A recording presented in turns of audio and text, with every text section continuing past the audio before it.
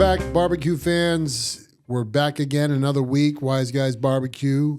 My guy, Charles Baldwin, ready for the holidays. And we're here again to talk to you about some barbecue and some holiday spirit and, you know, some news we have around the state. And you ready, Chip? I'm ready. Special guest today. We got my son Luke Porcaro just got back. Oh, thank God. Yeah, college break. He's done. He's a little bent. Sam's went well. He's going to join us. He's going to tell us a little bit about his experiences playing football this year, D2 quarterback, and how he kind of worked his way, if you want, up through the ranks from 5 to getting in some snaps on some games. So that'll be cool. Can't wait to have him out here. We'll have him out here in a little while. And I missed that kid. I didn't realize, last year at MB, I mean, I saw him every week. Yeah. And even during the off season, and now he's off to college, and I'm like, damn. Yeah, it is funny. I mean, like, he's gotten bigger. You know He's this. definitely gotten bigger. Anybody who has kids know this. You support, right, and then you start carpooling, and then you start, almost like, being a groupie and follow them around, and it's nonstop. It's the practice is until they get their license, and it's not. They don't need us anymore, right? It's nonstop, and then when it does stop, like with college, right, or any next level education. It's like, what do you do? And this is the first time, right? Because second child, first time I'm an empty nester. So it's like, wow. And I said, it's going to be different, but I got plenty of stuff to do. Like I have a job, I have a life, but no, it's like, seriously, you always feel like you forgot something behind. Huge vacuum, isn't it? It does. And it's not even my kid, for God's sakes. But I was like, Friday night, I'm like, what am I going to do? Well, drinking. Yeah. From August, football preseason to football, to basketball, to March Madness, like that period of my life every year was consumed. I couldn't go away. I didn't plan nights out and things like that. The only thing I kind of get in is like cards once a week. But hey, now it's a different story, and now we got barbecue, and we got everything we're doing next, and I can't wait it so much. I can't wait for it. So excited. We just got to get past New Year's Eve, pal, and we'll get some lives back. Yeah, I don't know. Yeah, and I know. I hear you because it's been nonstop. So, I wanted to ask you. I know we were talking, you and I, about Kinfolk Barbecue. Yeah.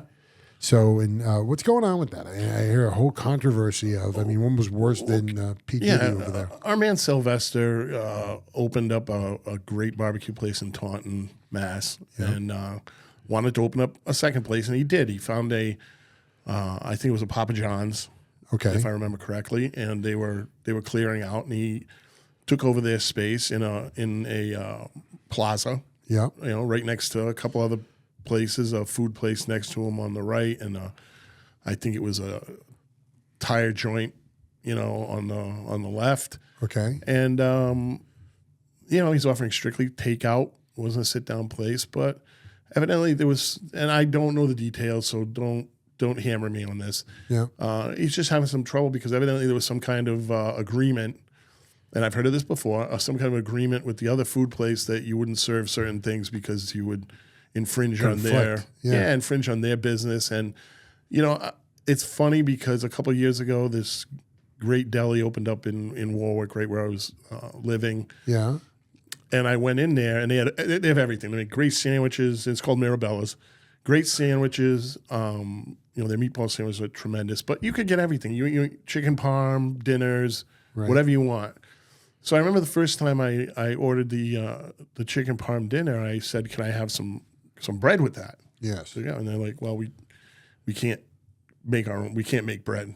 You can make bread for the rolls and the sandwiches, but we can't just give out bread." And I said, "Why?" She was, "Because there's a bakery in the same plaza, and for us to get this spot, we had to agree not to bake bread." Are you kidding me? Yeah, it's a real thing. I'll just say it. So the only way they could get around it, lay off that pipe. Jameson? The only way they could get around it is just, they would cut the ends off the bread for the sandwiches and give you a couple little ends if you wanted that, That's crazy. Yeah, it was. But they're thriving, so it obviously didn't hurt them very bad. You'd think, though, that whoever, Sylvester signed the lease with would have clearly stated that, hey, we have this conflict or knew about it. It shouldn't be. I mean, he shouldn't have to know the conflicts in other tenants' leases. That's the landlord's job. Correct. In my opinion, because I did, I mean, there was a time where I looked at some stuff and it was a Jersey Mike's. And of course you had to be like so miles away from another Jersey Mike's and da-da-da-da. They do that. That's what franchises do. They protect other establishments. But you'd think that the landlord would have did that for him or took a lead on it. Now it sucks because I'm sure he invested money in getting that place up and running. Of course, this was not an overnight thing. Like, so it was, you have to present a business plan and you have all your information to the landlord. Yeah. Because they have to know what you're doing. So from the jump, somebody should have said, "Hey, you may be in conflict with this other guy." Now, the other guy is a sit-down joint, bar, sports. It's one of those national affiliates. Yeah, right? Sports bar type place. It's a totally They shouldn't different. be worried about Sylvester's barbecue. I wouldn't think so. Because he was running the place in Seekonk. Oh, no. The place in Seekonk is literally it's a takeout joint. Yeah. So it's a totally different animal. So how he started was he was a truck, right? Mm-hmm. And then he ended up getting a second. He was a truck in Taunton, did well, killed it. His cooking's fabulous, right? Sylvester's, he's got unbelievable, traditional barbecue, right? Pork and brisket. But also he has this grandma's chicken, I think he calls it. Mama's chicken and grandma's chicken. Yeah. Fantastic. It is a fried chicken that you will remember. You won't forget this chicken. You'll go back for it. And then the other thing, which I'm not a big fan of as a dish, but it was very good. I had to try, was catfish. He has fried catfish. So he does this cornbread like covering on the fish before breading. He fries it. Yeah, breading. And it's just fantastic. So and then that's that. When I went there was Taunton again. They have a complete kitchen there, and when you get your food, it's all packed, ready to go, as if you were taking it out. But there are tables you can sit down and eat. I don't know how Seekonk's set up, and I know his trucks are obviously takeaway. But he had mentioned to us when we interviewed him, I know he had at least 2 trucks, and he had that spot, and I thought he had 2 more spots opening up, and he definitely mentioned the Seekonk one. And first of all, just to know that interview was like 7 months ago. Yep. So that's a while to get that up and running. And then to get it up and running and hear like, oh, no, you're gone. It's almost like someone's going to try to pick his pocket because you just spent all the money. I mean, why didn't they tell at day one? Like, oh, that's a barbecue joint? That's going to be a problem, Absolutely. But yeah, it's just 2 completely different setups. And I don't know why they would think one would affect the other. Yeah. It's just not, they're apples and oranges. Hey, really. Sylvester, we support our barbecue community. We'd love to have you on the show if you hear this. I know Chip's been reaching out because he wants to get your side of the story and know more about it for our listeners who love your food. So if you like to get on this table with us and do some comments and everything, we'd love to have you. I'd love to hear about your cooking, first and foremost. Not that this, would be the main story, but we're also, we're curious about what the hell happened. So, hey everybody, here he is, Luke Porcaro, as promised. He's back from his college for do you have 2 semesters? What'd you have? 1 semester, 2 semester, two? How do you break school up? Tri-semester? How does that break up? Just the 1 semester. Just the 1 semester. So he's back from his first semester, hot off the gridiron over there. Charlie's got some questions for him on football, but he's back and we're figuring it out. We got the holidays. We're in midst of everything over here in the studios. We're moving. We're building. We're celebrating. Just can't get enough. So, anyways, Luke. Division II football, redshirt year 1. How was it? It was weird. It was difficult. It was harder than I thought. Yeah. But it also was a little bit easier than I thought. Yeah. I thought everybody would be a lot better. What was hard about it and what was easy about it? I'd say speed of like play is probably the biggest thing. Yeah. Everybody's so much faster. But yeah, that I can see. But you mean a quarterback? I mean, how about the processing? It's completely different. Yeah. I've never had to think about anything. Yeah, you just went out and played before, right? Yeah. And now you really have to process the offense and where people are going to be. I got thrown into that like the first week of camp was, like what coverage is this on? I had no idea. I couldn't read anything. I couldn't even try. And I never really had to. So that was like the biggest thing, was the mental is probably the biggest change. So job one was probably learn the playbook, right? Then you got to learn how to react to coverages in the playbook. And then you had told me, so I know, but tell the audience how bizarre it is now to learn all the signals to get the play on the field. Yeah. I think the signals are actually probably easier. Yeah. I mean, I don't know. I think it was for you because you worked a lot on them as a backup, right, Yeah. in the first half of the season. So you knew them because you were giving them in. But everything has a meaning, obviously. So it wasn't like too hard. Yeah. But it was just hard, like the first 2 weeks to learn like the footwork, where to throw the ball, what to do, what the plays mean, all of the like lingo to it. Yeah, all within a month. I want to hear that. I don't think you shared many with me, if any.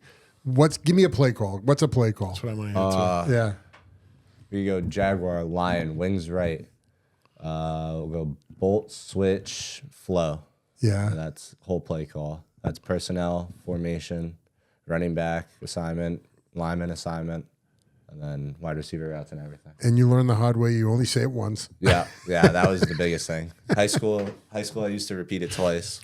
And so first day I got thrown in, I was like repeating it twice. And I asked a sophomore who I learned never played a snap in a game. I thought he did. So I asked him, I go, do you call the play once or twice? He goes, you call it twice, you repeat it twice. So I go in and we do like a young gun scrimmage. So it's all the freshmen play, like at the end of camp. And so I repeat the play twice. Our coach standing behind me. This is after I threw a pick the first play. So he goes, the fuck are you doing calling it twice? You say it once, you don't say it again in my huddle. You do it again, you're getting out of here. And then he started calling the plays after that. It was pretty funny. But it was Freshman scumbag, you. So horrified. did the sophomore sabatage you, or did he just screwed up? He genuinely didn't know. He said he was like I'm sorry. Oops, I had a 50-50 chance. Wow. No, it was funny. Yeah, that's crazy. He was like, feels right. Like I was like, saying it twice feels right. He was like, yeah, it sounds about right. So I did it.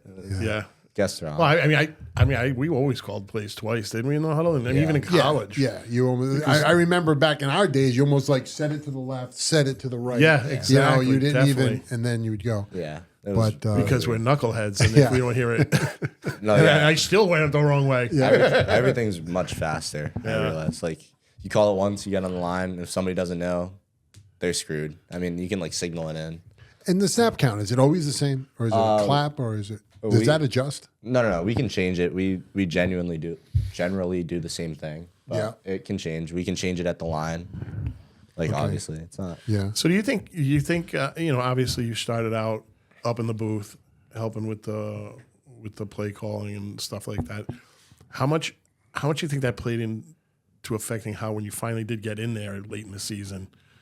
Did you feel like that really helped you? Yeah, I would like the fact that I was in the booth, like writing down plays and watching what was happening was the only reason I was like ready. Because I didn't practice. Like I was fifth string whole camp, and so during camp I was getting reps because that was when we did like young gun stuff. Yeah.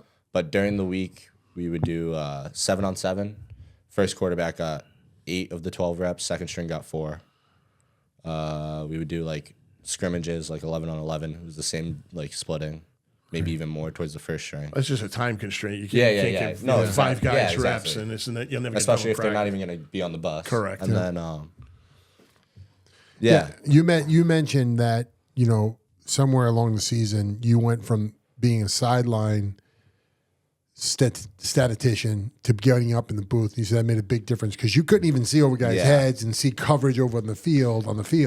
That's probably the worst view to watch a football game. Is like on the standing sideline. on the sideline, just looking at the line of scrimmage. Like, because you have no idea where people are in relation to the line of scrimmage or tight ends. Yeah.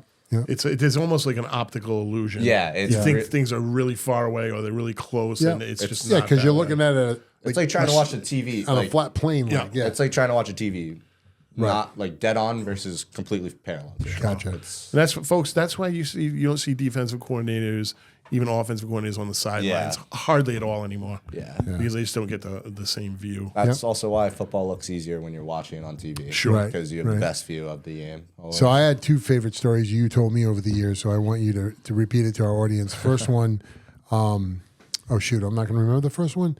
No, the first one was when you got into the game for the first time. You got in for I think 4 plays. one was kill the clock, and you had 3 passes. And then tell Chip and the audience about on the meeting after the game, one of your receivers who was wide open in the end zone. Go tell that story. Yeah, so it was.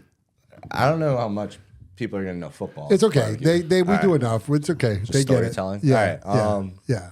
Minute left. Folks, you don't mind. This is a little 10-minute thing. We're going to get back to barbecue for sure. Go ahead. It was minute left in the game, 55 seconds or something. We were on the 40 going in, no timeouts. Quarterback dislocates his shoulder. So they're like, Luke, you're up. So no timeouts. I go, and earlier in the game too, I was like, I have to stay ready because the worst case scenario is I get a 2-minute drill. And I don't know what I'm doing. I know the signals, but I don't know. Like there's a ton of hurry up, please. Yep. I've never gone over. I didn't practice. So I would have never known. Why would the 5th guy get in during hurry up? So we call. Everybody else is dead. Yeah. So the first play I go out, I call. All right, I know it. I think first play was a completion. Second play, I don't know what happened. Second play was a completion. Yeah. For the first down. First play was short. Yeah. Second play was a completion. Third play I spiked. Yeah, you stopped the clock. Yeah. So the second play I knew. Yeah. I did fine. We were signaling it in. It was horrifying. I got to the line of scrimmage. It was like the 0.5 filter on your phone. Yeah. It was like looking through that lens. Yeah. It was like a video game. It was really fun. Yeah. And then the defense was talking like, "Hey, 17, this is different, isn't it?" Like I was like, "We're gonna break your leg." They played like the weirdest defense. They played a 3-3 stack, but they would start their D linemen like 2 to 3 yards off the ball, and like they would like move before the snap, and it was all funky stuff that I didn't want to deal with my first game. Yeah. Had to, but it was fun. Yeah. And then you guys, I'm sorry. So then I had the spike, which I never ran ever, and I learned in film. I almost threw it off my center, which is not good. Yeah. Bad. That's a pick six. Pick six right there. That was almost bad. He was like, "You didn't know, so it was fine." I was getting saved in film, which I was shocked I was. Right. But and then we signaled in a play that I didn't know, and I had no idea what any of the routes were. I was just doing what I was doing in high school. It was like, okay, find the open guy, throw it to the open guy. Can't be wrong. Except for I missed the wide open guy. Right. And apparently he was jumping around in the back of the end zone. And so on film, we get to film the day after, and he stops it when the kid's like jumping in the end zone. He stops. Luke, how many reps of Skelly do you? That's like what we call 7-on-7. He's like, how many reps of Skelly do you think you took this year? I said, probably the 2 I took on Thursday, or the 2 I took on Friday, and the 2 I took on Monday, coach. He goes, all right, so we'll say probably more than that. He goes, wide receivers, you're yelling at a quarterback who's taken less than 10 reps on the field with you guys all year. Yeah. And you're upset with him. Yeah. Because that's what you said. You said the guy that was open in the end zone was bitching that he was open and you didn't see him. He wasn't like bitching. He was just wide open and wanted the ball. It's fair. Yeah. He wasn't changing his way he plays the game just because there's a new guy in there. He's like, hey, you got to find the open guy. No, I get it. But it was just funny because that coach never saves anybody in film. And you getting saved. I was like, that's cool. it was awesome. Because your quarterbacks are fragile. Yeah. Oh, that's a great that story. That was the worst. Well, you had a great year. I know you made your family proud, and I don't know any of our listeners if you follow Luke, but fantastic end of the season. He ended up in it was New Haven, University of New Haven. You got a chance after you worked your butt off and got up to 4, you had a situation where a couple of injuries, you were 2, and that game 1 went down, and then you were 1. So you had over 14 minutes and 50 seconds, the whole fourth quarter to play football, and you did great. And with that, it was amazing that you got Rookie Player of the Week from the NE10, which the school over the last 3 years didn't see a lot of that. So the school was like poster boying Luke everywhere with it. So it's kind of cool, Yeah. So embrace it. Yeah. Like it. Without getting cocky. Don't you have to be cocky to play quarterback? I was in my dorm room. I was laying on my bed, and one of my linemen was like, "Hey, you see this?"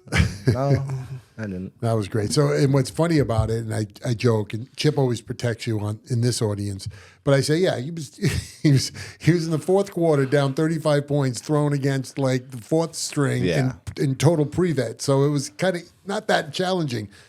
Although that's true, the funny part is the linebackers, they're second, maybe third, and they want sacks. So they're just ears back, coming like mad to kill him. Of course. It's not like any less competitive. Right. Like No. everybody's the same as their fourth and fifth strings who want their stats so they can play next year. Exactly. They want to move up on the depth chart, so they want to do something. They're doing what you're out. doing. Yeah, they're doing exactly. I took what my you're first hit too. That was because I never got hit in practice. You weren't allowed to touch me at all. Like if a ball hit me in the helmet, I wasn't looking. Like somebody was running. Yeah. And I had to read option and I had the pull read. And so you pulled it, and what happened? It was a 4-yard loss and I fumbled. Who hit you? What position hit you? I don't know. You know, I got tackle, linebacker. Him, me, and then the ground. Yeah. Was that the one that you fumbled on, or was that Actually, it wasn't. I got pancaked that time. Yeah, and then, you did. You went down awkward. Yeah, and then I got strip sacked. Like ball came out, nobody yelled ball. It was on the ground maybe 5 seconds. It felt like it was forever. It was Just sitting there, and you can see it, but you can't do anything. My lineman broke his finger during the play, so he was like holding his finger. He didn't know what to do, and I was like, ball. so one of the He's going finger. Yeah. That's great. Yeah, well, funny. super cool. I know you got a lot more work to do now this year, and then you come back as a redshirt freshman next year. So. Yep. Well, we, of course, and the rest of our audience wish you the best of luck. And all I can tell you is, you're 171. You got to eat more barbecue, man. Yeah, you got to put on some weight. Yeah, he's sick of hearing it. Listen. You get to, what are you right now? 170. You can get to 180, and like every year, just get a little bit bigger. Yeah. And, I mean, my son was a stick. Yeah. His senior year, he was 180 pounds with equipment on. Yeah. It just goes to your endurance and your ability, because you got to take those hits. You got to take those hits. You got to be able to bounce up. So hit the weights, my brother. I know you're going to do fine. Work harder than you've ever worked before, and I know you're going to do that too. And for you folks out there, quarterback, it's such a difficult position. It's not that hard. Oh yeah, okay. Here's how they rank jobs in Forbes. Hardest jobs: astronaut, NFL quarterback. Really? Seriously, because you have to process everything so fast, and if you're good. Yeah. And that's what it made Tom Brady, and I'm not saying you're Tom Brady. That's what made Tom Brady so excellent, is that he could process everything, and he had seen so much that he knew what everybody was going to do. It's a very difficult job, and if it comes easy to you, that's amazing. There's a lot of levels to it. Absolutely. But you want to be the starter, you got to know. The coach has to know that you're him on the field. Mm-hmm. You know everything he knows, and the kids are getting the right information. That's the one thing I was amazed of, right? Like you said, he didn't get a lot of reps, and he's 5, and he comes in. And both times he came in, and as dad, you're preparing for the worst, right? Very no biased. fumble, well, no, not just that. Like I'm over there, I'm saying novena, that you don't get killed, number 1. Number 2, you don't fumble the ball. That's all I'm saying. And then you actually made progressive gains in both of your starts. So I'm like, this is amazing. Like, I don't know why anybody wouldn't come up to you and say, hey, we had you 5 in the room, and all of a sudden you're out there throwing strikes. I mean, good for you. I'd say nobody in our room was ill prepared. I mean, our third string went in. He had the same thing happen to him before he had a horrible injury. Yeah. He went in and it looked like he was playing a video game. Yeah. He had I think he had 2 throwing touchdowns and 250 yards passing, and he went in, he didn't start the game. Hey, what happened? Where'd that come from? What do you get over there? I got a little treat. What do you mean, a little treat? A little treat. The packaging looks familiar. It does. This, my friends, and we've mentioned it casually, this is the McDonald's foray into barbecue, the McRib. It's the McRib sandwich. Shut the front door. Shut the front door. They don't do that you can't even get these sometimes. Like, as soon as they announce them, they're out. Yeah. But they go out. It's like, I don't know why. They don't know where the pigs are. They only know where the cows are. I don't know. And you put parentheses around the pig because I mean, it's pork. It's definitely pork, but. Oh, the only one place pork comes from. Yeah, I guess so.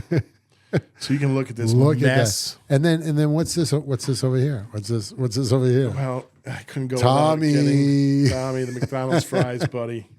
How did this get back into the room? Usually, Tommy had this whole thing about not being able to stay away from these. It was hard. It was very hard. I had to smoke 3 cigarettes on the way here. This is so hot and crispy, folks. It's amazing. I love it. Oh, Tommy. Chip did this on purpose. The week you're off, he brought fries. Because you said so, you didn't agree with me that McDonald's was the best. What do you say? Five Guys or something? Five Guys, some craziness. I don't know. So I'm going to cut this in half. I didn't get 2 because, frankly, in our body mass, we don't need 2. No. We don't need 2 of these. So this is, I mean, for me, they got a little bit of a cabbage or a coleslaw going on in there, right? This is... Is it onion? What is it? It's sweet. It's sweet onions. Ooh. Okay. wonder. I can hold it up there. It's sweet onions and pickles and their special barbecue sauce. And it tastes really good. All right, I'm just going to come clean. I ate this last night. All right? I ate this last night, and here, I'm going to give you the plate. Oh, thank you. And look at that. Yeah. You see that, folks? I'll zoom in. I'll try to zoom in. Yeah, and it's a little messy. Well, I make that. I had it last makes it night. Barbecue. Yeah, I had it last night with extra onions and pickles. And I'm going in. I'm going in. Go in there, big fella. Just like I remember. Amazing. Bob, got nothing to worry about. Bob Bowman, Bobby's Backyard Barbecue.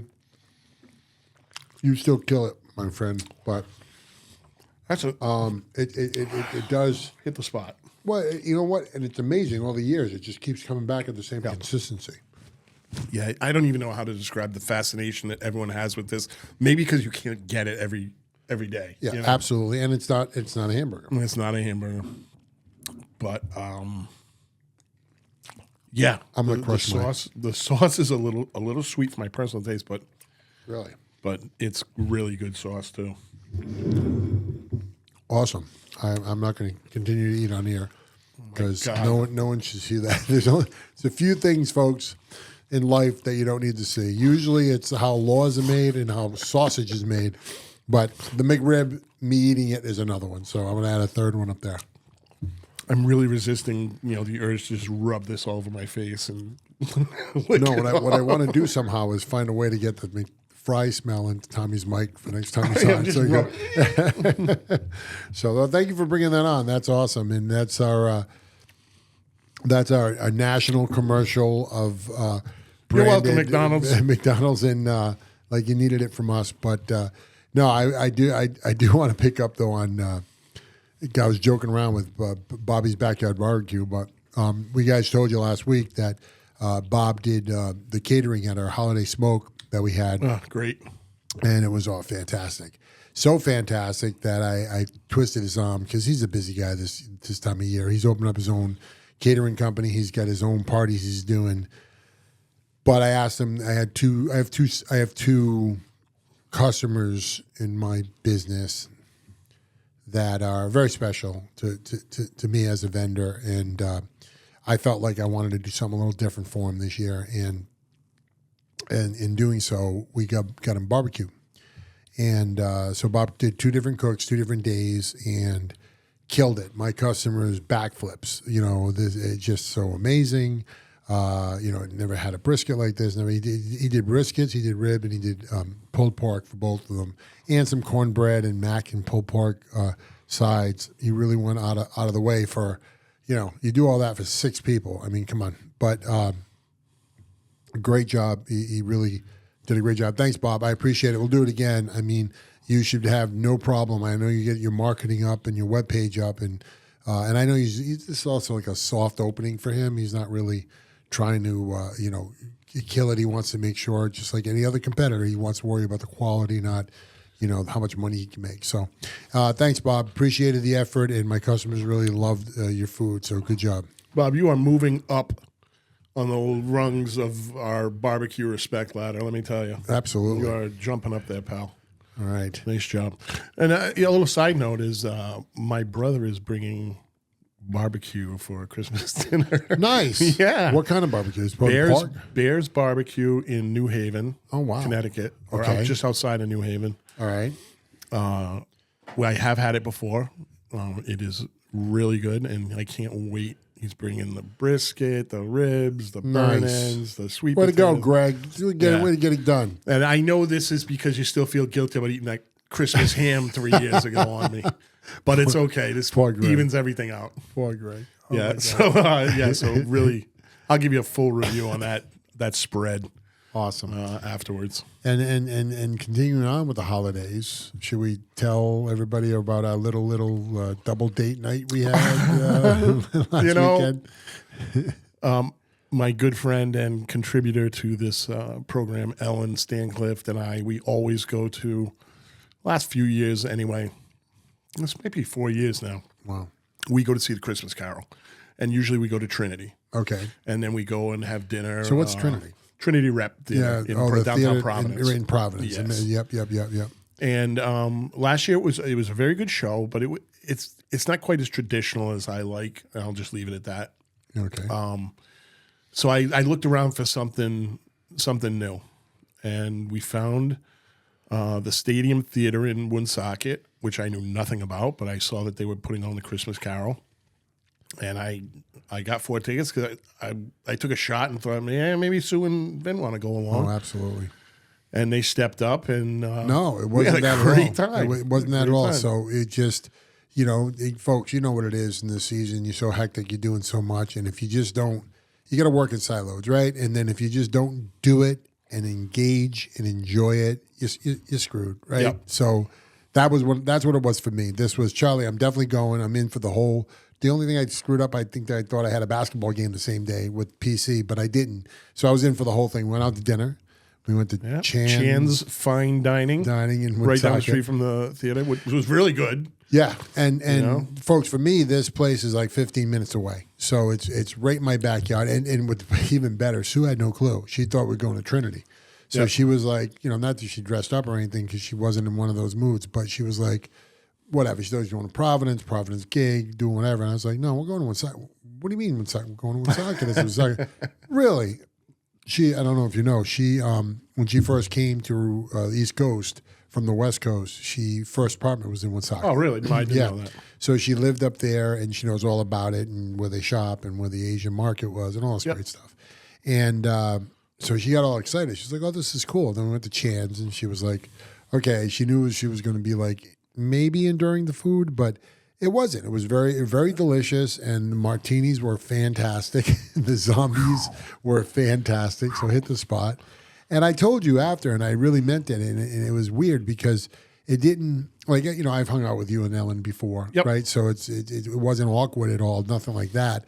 But this time it had notes of high school. It really, it was like, oh, this is kind of like a double date, and then you're like doing something. And it was a Saturday night, but it felt like a Friday. No, it was a Friday night, right? No, it was a Saturday night. Okay. Yep. So, but it felt like a Friday night. I feel like the end of the week, it was like, okay, this is good. This is what I'm doing. And booze came, and I'm like, yep, I'm drinking that booze. And I was like, I'm eating that food, and I'm going to enjoy the show. And Sue and I just been on this crazy schedule, right? So, 4 or 5 hours of sleep a night, and the rest of it's work. So I'm thinking, lights go out, we go out. Not even a little bit. We didn't nod once. We were wide awake. I love the performance. I love the theater. First of all, and we said this, right? You sit down, you can actually move your legs. Oh my God, the leg room is, that's the selling point right there. Yeah. I mean, I usually go to a place like Fenway or Trinity. I'm like this the whole time. Even the Civics, the amp watching PC. Yep. If we don't get the end seat where I can stick my leg out. Yep. No, absolutely. People, I don't know if people can appreciate it back home, and maybe it's our size, but you got splish and splash on your left and right, and you're biting your knees, and you're like, oh God, I got to sit here for 3 hours, but not at all. I had plenty of leg room, crossed my legs, and it was just enjoyable. And they had their little snack thing going on at intermission, so that was great.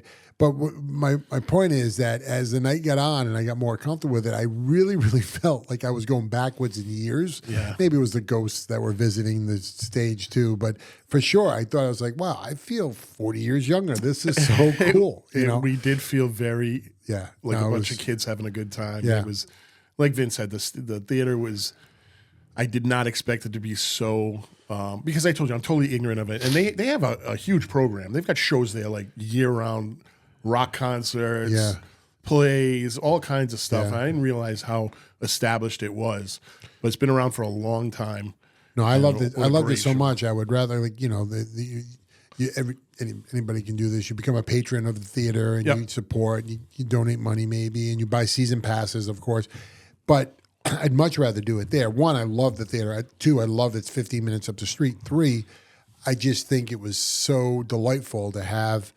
It was a different kind of like a talent pool. I mean, they were all super professional. You know, they would hit it. There was one girl in there who was belting out. The opera singer. Yeah, she was. I think she did an Ave Maria. It just killed it, which is also my favorite song. She was amazing. And Scrooge was a great Scrooge. Yeah, he was good. Everything was just how I like my Christmas Carol on TV, or it was just so perfect. I think Vin's right. That was very nostalgic. Yeah. When you go in, you get waves of nostalgia. Wow, we used to do this stuff when we were young and go out, minus all the, drinking and terrifying events that happen at the end of the night. Pre and post the event. But just a great time. And they had remember the little horse? Oh yeah, the little the miniature had a miniature horse. Miniature horse was in it, and he was great because he was well trained, and of course, Ellen and Sue had to get pictures with him after the gig because chicks and horses, I don't know, it's a thing. Well, one, it proves the attraction to us. Two, I think I told you they tried to call me for the part, but I was busy that week. You told me you turned something down. I didn't know what was that. I couldn't play the horse's ass because I am a horse's ass, and there you go. So, but no, that was special. Really highly recommend it. Highly recommend it. Yeah, that was like Stadium Theater. Yeah, Stadium Theater in Woonsocket, and parking was the other thing. Right up front. Right, he parked right in front of the theater. No, I parked across the street. I mean, plenty of parking, easy in, easy out. Right. Just not the hassle of going downtown all the time. And I love Trinity. They do a fantastic job there. I'm not going to say a bad word about them. I love all their productions. They are the classic. I was just looking to go back to something, like I said, more traditional, more just like by the book. Yeah. And they knocked it out of the park. And I think that was like the first or second show. Really? Yeah. Oh, so they were they were on point. They were ready to go. Yeah. No, they didn't seem like that for a second. They didn't seem like they had a hard time at all. And they don't have too many shows. Theater was packed. Yeah. Packed. And it wasn't 1,000,000 degrees. Nope, it was perfect. I only fell asleep once at the very end, and Ellen kicked me. Before I started snoring too loud. Good job, Ellen. Remember, you bring those spurs next time. She's well versed in dealing with me, obviously. Yeah, that was fun. Yeah, great time, and we will do it again. She wants to go see the Nutcracker. When's that come out? That's a Christmas thing. That's actually right next door to my hotel at the Vets. Oh, she wants this. It's not there though. No, they don't do it there. But she is dying to do that. So who knows? We'll see what happens next year. But I think we found a thing. Yeah, no, definitely. I would love to do that again for sure. All right, great. So I mean, you get to our age, it's everybody's time is so limited. Especially you got your work and your kids, and he's got all kinds of crazy shit going on. So if it had been terrible. It would have just been like a waste of 6 hours, like, oh, come on. No, but like I said, the way I looked at it is, Sue literally came home at, I think we were meeting you at 5 o'clock. She came home at like 3:45, and I still had one more errand to do, and she was supposed to come. She was done. She's like, I got to take a nap. I'll get dressed. You do the errand, and then we'll go. And we were like 10 minutes late, but like I just hit a line. I said, boom. Work week's done. I'm having a blast. Yep. And then that's what we did. And then, came home, fell asleep, and did it, rinse and repeat. But so we were on a bit of a roll here. We had a great smoke. Yeah. Great time at the Christmas Carol. Yep. So we'll see what happens next. But we're rolling right now. Absolutely. Yep. All right, folks. That brings us to the end of another show. This is 22, Charlie, I believe. Wow. We're in 20. Yeah, we broke the 20s. And we're soaring, and our audience is growing. A lot of shorts been coming up. I mean, this will definitely be coming out Friday pre-Christmas, and I want you folks to be looking out for Tommy the Butcher's shorts on. He went ahead. We twisted his arm. We said, Tommy, you teased our audience now a little bit. I mean, you wrote that out. He wrote a nice article in Barbecue News, but now you got to come through with the videos for. He's doing a standing prime rib. And he did an apple raisin stuffed crown pork roast. Yeah. So those will be out on the show, and please take a look at those. And those are doing really well. You guys are liking those. You're subscribing to those videos. We appreciate it. We appreciate a like and a subscribe here. 22, just simple. I'm not going to do all the antics, but 22 episodes in. YouTube. the only way we get their attention, right? Because they just don't run the algorithm on us enough. The only way we can get the attention is with the like, the subscribes, and even a comment. If you say a comment, we had a cool comment. Excuse me. We had it was Bubba's barbecue bash. Yes. So we got a nice comment back on that. So that means a lot to YouTube, and YouTube sees people replying somehow in either in a like or subscribe or a comment. They rank you a little bit higher, and then the algorithm attacks you a little bit more, and then it just pumps out to a bigger audience, and that's what we need.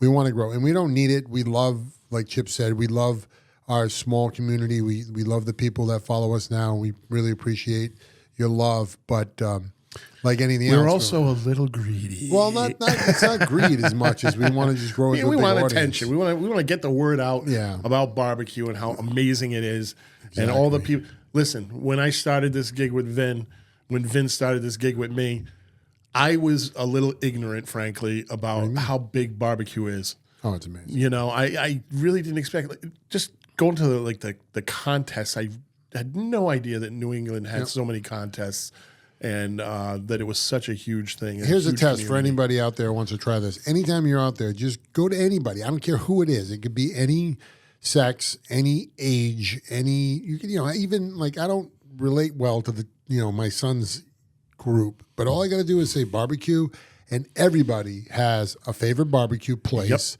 a favorite barbecue story, and a favorite barbecue dish. They want to tell you about it too. It's not just they have one, or oh yeah, is that what you? I never hear, and I've been doing my other job 30 years. Oh, that's what you do. And they don't even know. Like, you can't even comprehend what it is. But this, I say, barbecue, what? What do you mean? What's going on? And then it just digs in. So, we love barbecue, and we want to keep getting it to our fan base. So please like and subscribe. And next time we get together, it'll be after Christmas. So I'm sure I'll have a little couple minutes there, antics. I don't know. We might even have a guest, another guest performer. I don't think Luke will be back on, but I don't know. Maybe we find. Well, I've discovered a potential talent, and we're gonna vet her. Oh yeah, and see if she can so fill a role that we've had here and been successful with. Yeah, you got to tell off mic. You got to tell me a little bit more about her. Absolutely, I will. Absolutely, that's great. So we love you. We appreciate you. Merry Christmas. Enjoy the holidays. Hug those kids. Stay safe and sober, please. There's a lot of whack-a-noodles out there this time of year. I'm one of them, so please stay safe. And I'd love to know what you get for Christmas too on Father's Day. Yeah, we will review that. All right. Definitely. All right, folks. Thanks very much for joining us. Merry Christmas, Adios. guys. Merry Have Christmas. A great holiday. Bye-bye.